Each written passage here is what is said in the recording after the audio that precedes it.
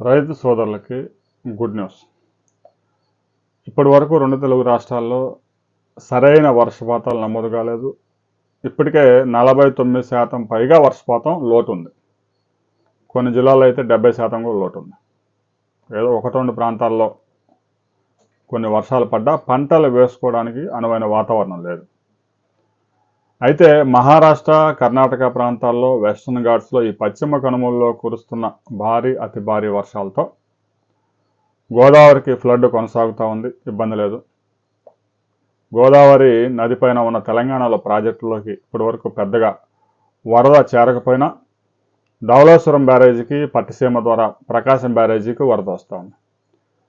కాళేశ్వరం ప్రాజెక్టులో ముఖ్యంగా కాళేశ్వరం ప్రాజెక్టు కీలకమైన డ్యామ్ కుంగిపోవడంతో గోదావరి జలాలను ఉపయోగించుకునే పరిస్థితి లేకుండా పోయింది.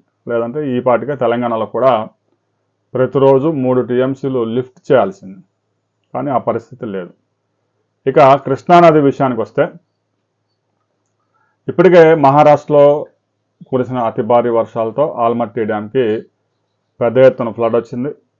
100 టీఎంసీల ఫ్లడ్ ఆల్మట్టి డ్యాంకి చేరింది. మొత్తం కెపాసిటీ 123-125 టీఎంసీల కెపాసిటీ ఉన్న ఆల్మట్టి డ్యాంలో 100 టీఎంసీల వరకే నీటిని నిల్వ చేస్తారు. ఇక తాజాగా ఎగువ ప్రాంతాల్లో సాంగ్లీ, సతారా, కొల్హాపూర్ జిల్లాల్లో భారీ వర్షాలు నమోదయ్యాయి. ఆల్మట్టి డ్యాంకి ఫ్లడ్ పెరుగుతూ ఉంది. కృష్ణానదిలోంచి వచ్చే ఫ్లడ్ ఆల్మట్టి డ్యాంకి పెరుగుతూ ఉంది. ఇప్పటికే తాజాగా 58,000 క్యూసెక్కుల ఫ్లడ్ ఆల్మట్టి డ్యాంకి చేరుతూ ఉంది. ఆల్మట్టి డ్యామ్ నుంచి 12,500 క్యూసెక్కుల విద్యుత్ ఉత్పత్తి ద్వారా నారాయణపూర్కి రిలీజ్ చేస్తున్నారు. తాజాగా మహారాష్ట్ర, కర్ణాటకకు సంబంధించిన అధికారులు అంతర్రాష్ట్ర నదీ జలాలకు సంబంధించి ఈ పరిరక్షణ కమిటీ సమావేశమైంది. సహజంగా ఒక నది అంటే 3 రాష్ట్రాలు, 4 రాష్ట్రాలు ప్రవహిస్తూ ఉంటుంది. ప్రతి రాష్ట్రంలో 4-5 ప్రాజెక్టులు ఉంటాయి. ఫ్లడ్స్ వచ్చినా, అకస్మాత్తుగా ప్రాజెక్టు గేట్లు ఓపెన్ చేసిన, ప్రాజెక్టులో నుంచి వరద వదిలినా కిందున్న రాష్ట్రాలకి, కిందున్న ప్రాజెక్టు అధికారులకి సమాచారం అందిస్తూ ఉంటారు.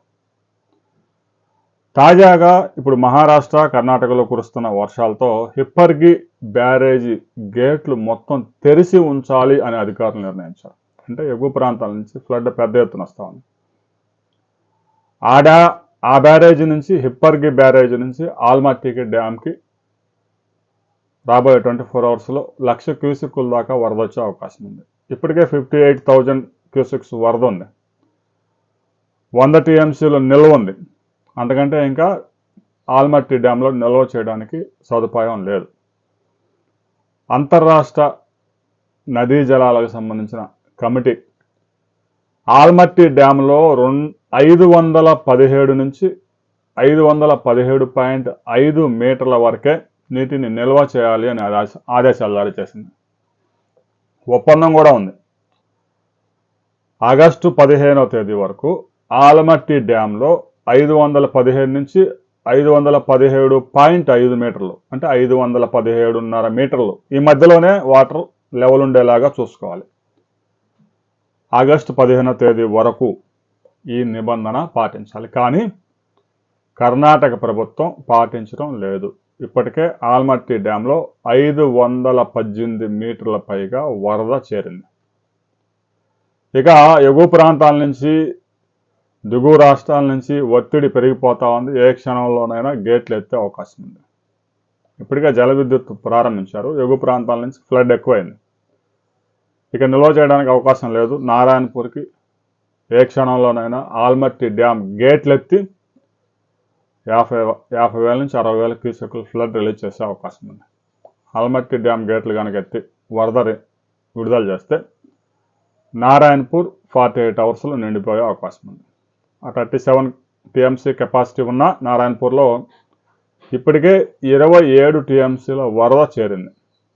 మరో 10 టీఎంసీల కుషన్ ఉంది. ప్రస్తుతం వస్తున్న ఫ్లడ్తో ప్రతిరోజు 1-2 టీఎంసీలు ఫ్లడ్ చేరుతూ ఉంది విద్యుత్ ఉత్పత్తి ద్వారా.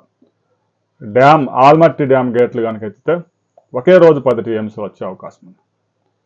నారాయణపూర్ నిండిపోతుంది. ఆ తర్వాత నారాయణపూర్లో ఇక గేట్లు ఎత్తడం తప్ప చేయగలిగింది ఏం లేదు. జురాల ప్రాజెక్టుకి రాబోయే 2 రోజుల్లో ఫ్లడ్ రాబోతా ఉంది, వరద. ఇప్పటికే ఇంజనీర్స్ని అలర్ట్ చేశారు. జురాల ప్రాజెక్టులో 10 టీఎంసీల కెపాసిటీ అయితే ఇప్పటికే 7 టీఎంసీలు ఉంది. ఇంకా అక్కడ పెద్దగా నిల్వ చేయడానికి అవకాశాలు లేవు. ఎగువ నుంచి వరద వస్తే విద్యుత్ ఉత్పత్తి చేసి శ్రీశైలం ప్రాజెక్టుకి ఫ్లడ్ రిలీజ్ చేస్తారు. శ్రీశైలం ప్రాజెక్టు కూడా రాబోయే 4 రోజుల్లో వరద చేరబోతా ఉంది. ఈ సీజన్లో మొదటిసారి 200 టీఎంసీలు పైగా కెపాసిటీ ఉన్న 42 టీఎంసీలు వాటర్ ఉంది శ్రీశైలంలో. 40 టీఎంసీలు డెడ్ స్టోరేజే, ఉపయోగించుకోవడానికి పనికిరావు. ఒక 2 టీఎంసీలు మాత్రం తాగునీటికి నాగార్జున సాగర్కి రిలీజ్ చేసి జంట నగరాలు హైదరాబాద్, సికింద్రాబాద్కి, తెలంగాణలో ఖమ్మం, నల్గొండ జిల్లాలకి, ఆంధ్రప్రదేశ్లో చెరువులు నింపడానికి తాగునీటికి మాత్రమే ఉపయోగిస్తూ ఉన్నారు. రాబోయే 4-5 రోజుల్లో శ్రీశైలం ప్రాజెక్టుకి ఫ్లడ్ మొదలవుతుంది. ఇక నాగార్జున సాగర్లో కూడా పెద్దగా ఫ్లడ్ లేదు. 138 టీఎంసీలు జలాలు ఉన్నా అందులో 130 టీఎంసీలు డెడ్ స్టోరేజే. ఒక 8 నుంచి 10 టీఎంసీలు మాత్రమే తాగునీటి అవసరాలకు ఉపయోగించుకుంటూ ఉన్నారు. ఆరుతడి పంటలకి అవకాశం మెరుగుపడతా ఉంది. రాబోయే 4-5 రోజుల్లో శ్రీశైలం ప్రాజెక్టుకి పెద్ద ఎత్తున వరద మొదలైతే కనీసం ఒక 200 టీఎంసీలు అన్న ఈ జూలైలో వస్తే ఆగస్టులో కూడా ఇంకా అవకాశం ఉంది. కాబట్టి ఆరుతడి పంటలకి అవకాశం మెరుగుపడతా ఉంది.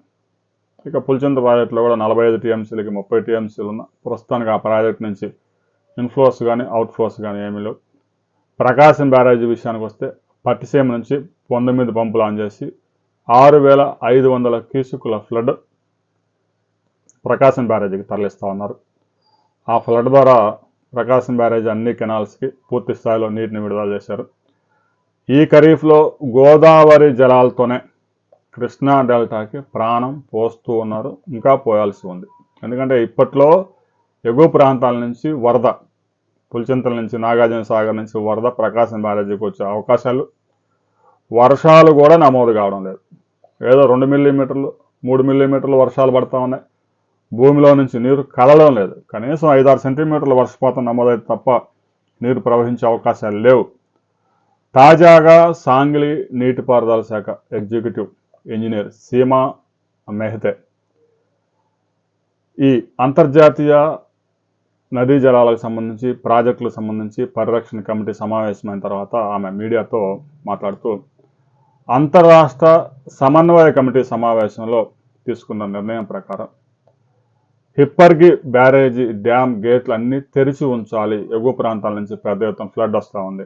ఆ బ్యారేజీ దగ్గర పెద్దగా నీటి నిల్వకు అవకాశాలు లేవు. రిజర్వాయర్లు అయితే నీటి నిల్వకు అవకాశాలు ఉంటాయి. బ్యారేజీల్లో 2 టీఎంసీలు 3 టీఎంసీలు ఉంటాయి. వచ్చిన నీటిని ఏదో డైవర్ట్ చేయడం మాత్రమే. పెద్ద ఎత్తున వరద వచ్చేటప్పుడు ముందే గేట్లు తీసి ఉంచాలి. ఇక ఆగస్టు మధ్య వరకు ఆల్మట్టి డ్యాంలో 515 నుంచి 517.5 మీటర్ల మధ్య ఈ వాటర్ లెవెల్ నిర్వహించాలని నిబంధన ఉన్నా కర్ణాటక పాటించడం లేదు. ఇప్పటికే ఆల్మట్టి డ్యాంలో 518 మీటర్లకి నీరు చేరింది. 58,000 క్యూసెక్కుల ఫ్లడ్ వస్తూ ఉంది. 12,500 క్యూసెక్కులు మాత్రమే నారాయణపూర్కి రిలీజ్ చేస్తూ ఉన్నారు. 99 టీఎంసీల వరద చేరింది. ఇది 80% డ్యామ్ యొక్క కెపాసిటీలో 80% ఉంది. ఇక అంతర్రాష్ట్ర ఈ ప్రాజెక్టుల సమావేశంలో మహారాష్ట్ర, కర్ణాటక చెందిన ఇంజనీర్లు, అధికారులు పాల్గొన్నారు. ఆల్మట్టి డ్యాంలో ఈరోజు ఎట్టి పరిస్థితుల్లో గేట్లు ఎత్తే అవకాశాలు స్పష్టంగా ఉన్నాయి. ఏ క్షణంలోనైనా మన వీడియో అప్లోడ్ చేసే ముందైనా కావచ్చు, ఆ తర్వాత కాసేపటికైనా అప్లోడ్ చేయొచ్చు. ఈ క్యూసెక్కుల విషయంలో కూడా కొంచెం వేరియేషన్స్ ఉంటాయి, భారీగా ఉండవు. ఎందుకంటే మనం చెప్పే టైంకి లేటెస్ట్ ఆన్లైన్లో చూసి చెప్పడం జరుగుతూ ఉంది. కాబట్టి అప్పటి ఆ ఇన్ఫ్లోస్ అవుట్ఫ్లోస్ చెప్పడం జరుగుతుంది. ఒక 2-3 గంటలు ఈ వీడియో పెట్టేసరికి 2-3 గంటల సమయం పడితే కొంచెం ఫ్లోస్ మారచ్చు. ఇక తాజాగా కొల్హాపూర్ రాధానగరి డ్యాంలో భారీ వర్షాలు నమోదయ్యాయి. జంబ్రేలో భారీ వర్షాలు నమోదయ్యాయి. సర్పనాల్లో భారీ వర్షం నమోదైంది. దీంతో కృష్ణానదిలో ఫ్లడ్ మరొకసారి మొదలైంది. రైతు సోదరులకి ఇది ఒక రకంగా గుడ్ న్యూస్ అని చెప్పవచ్చు. మహారాష్ట్రలో, కర్ణాటకలో కూడా పెద్ద ఎత్తున వర్షాలు నమోదవుతూ ఉన్నాయి. ఆ వర్షాలతో కృష్ణానదికి వరద మరొకసారి మొదలైంది. దాదాపుగా ఒక 20 నుంచి 30 టీఎంసీల దాకా ఫ్లడ్ వచ్చే అవకాశం ఉంది.